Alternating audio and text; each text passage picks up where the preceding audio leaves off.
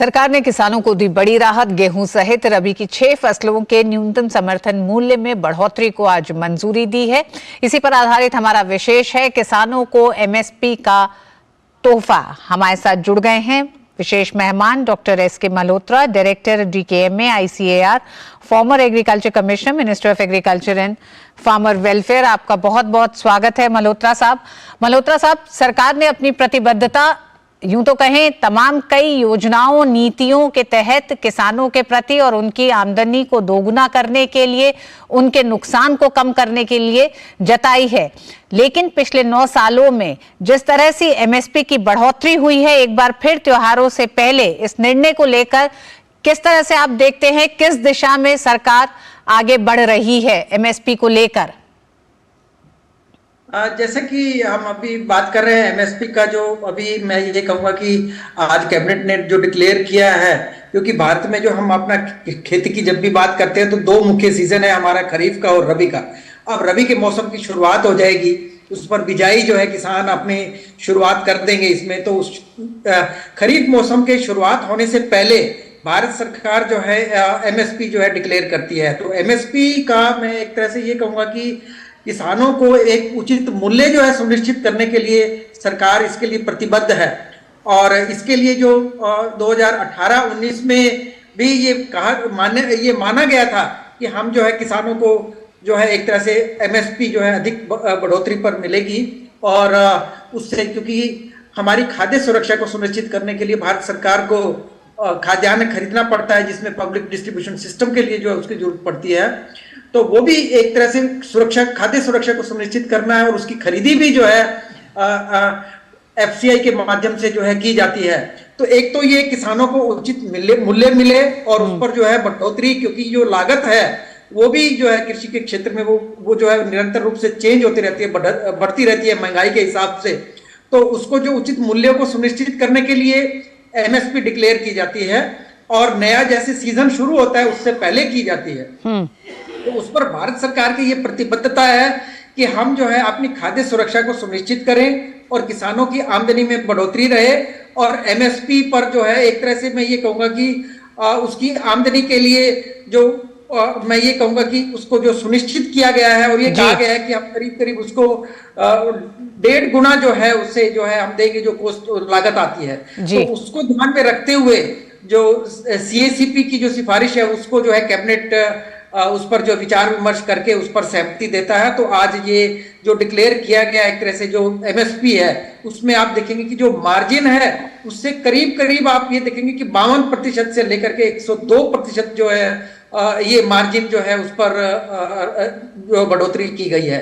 तो ये बढ़ोतरी अपने आप में ट्रिगर का काम करता है। तो भारत सरकार का यही प्रयास रहता है कि जो ये रबी का मौसम शुरू हो रहा है, किसान जो है विविधीकरण की तरफ भी आए, और जो अलग अलग फसलें हैं, जैसे अगर हम रबी मौसम की हम बात करेंगे तो उसमें जो है मुख्य रूप से गेहूं, जौ, चना, मसूर और ये जो फसलें, सरसों। डॉक्टर मल्होत्रा, आपने मसूर की बात की। मसूर में सबसे ज्यादा 425 रुपए प्रति क्विंटल की बढ़ोतरी की गई है, और तिलहन को प्रोत्साहन देने के लिए पिछले कुछ सालों में कई ऐसे कदम उठाए गए हैं। एमएसपी उस पे सबसे बड़ा कदम एक तरह से अगर देखा जाए कि किसानों को एक तरह से एक सुरक्षित एक वातावरण देने की कोशिश की जा रही है कि वो किसी चिंता के तहत न रह के तिलहन के प्रोडक्शन की तरफ आगे बढ़े। ऐसे में प्रोडक्शन ज्यादा होना, कम होने में, दोनों ही सूरतों में एमएसपी जब बढ़ती है तो उसका किस तरह का असर आप देखते हैं, या किसानों को फायदा? जी बिल्कुल बिल्कुल, ये जो मुख्य बिंदु है, जैसे कि हमारे पास अभी गेहूं में तो हमारे पास काफी मात्रा में जो है खाद्यान्न हमारे पास रहता है, चावल भी है।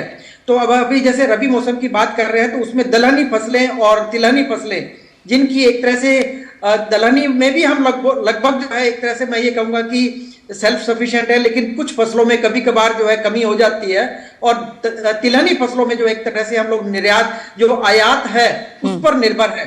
तो एक तो आयात जो एक तरह से मैं ये कहूँगा कि जो हम लोग हमारे यहाँ पर जो आयात हो रहा है उसमें कम हो, और दूसरा जो है जो हमारी जो दलहनी फसलें हैं, जो एक तरह से मैं ये कहूँगा कि हमारी मुख्य फसलें, उनमें जो कमी ना आ पाए, तो इसलिए चना और मसूर को जो है एक तरह से प्रोत्साहित किया जा रहा है। इसीलिए आपने देखा होगा दलहनी और तिलहनी फसलें दोनों पर जो है एक तरह से भारत सरकार का एक प्रकार का ये प्रभाव रहा है और उन्होंने एक उस पर जो है मुख्य आकर्षण रखा है और उसमें बढ़ोतरी भी जो है सबसे अधिक की गई है। जैसे मसूर की अभी हम बात कर रहे थे तो 425 रुपए की बढ़ोतरी हुई है, जो पिछले वर्ष 6,000 रुपए का जो मूल्य था वो 6,425 रुपए प्रति क्विंटल के हिसाब से जो है उसमें जो ये बढ़ोतरी की गई है। तो ये अपने आप में बड़ी अभूतपूर्व जो है एक तरह से बढ़ोतरी है, जिससे सीधा लाभ जो है किसानों को मिलेगा और किसानों को एक तरह से प्रोत्साहन रहेगा और किसान जो है फसल विविधीकरण की तरफ भी जाएगा और वो अपने मन में जो है वो एक तरह से ये भी धारणा बना लेगा कि जैसे अभी सीजन आ रहा है, किस क्षेत्र में कितना एरिया जो है मैं अपने जो मेरे पास उपलब्ध खेत है उसमें कितना जो है किस फसल के अंतर्गत डालूं जिससे कि वो मूल्य मेरे को अच्छा मिलेगा। तो ये सब चीजें जो है एक प्रकार से किसानों के लिए बहुत ही लाभकारी रहता है और इसीलिए जो है भारत सरकार हमेशा चिंतित भी रहती है और जो सीजन अब रबी सीजन शुरुआत हो रही है किसानों में एक बड़ा अच्छा संदेश जाएगा, ये ट्रिगर का काम करेगा और जहां जहां हमें जरूरत है उन फसलों के अंतर्गत क्षेत्र भी बढ़ेगा और हमारी जो है खाद्यान्न सुरक्षा भी उसी तरह से सुनिश्चित भी होगी। जी हाँ, बिल्कुल डॉक्टर मल्होत्रा, त्योहार के सीजन शुरू होने से पहले रबी की फसल के लिए एमएसपी की घोषणा किसानों के लिए एक उत्साह भी है, एक निश्चिंतता भी है, एक भरोसा भी है सरकार का। बहुत बहुत धन्यवाद डॉक्टर मल्होत्रा इस पूरी चर्चा में शामिल होने के लिए। और न्यूज नाइट में आगे है चुनावी राज्यों में चढ़ा सियासी पारा, दिखाएंगे किस तरह से सरगर्मियां 5 राज्यों के चुनाव में हो रही हैं तेज। वक्त एक छोटे से ब्रेक का है, देखते रहिए डीडी न्यूज।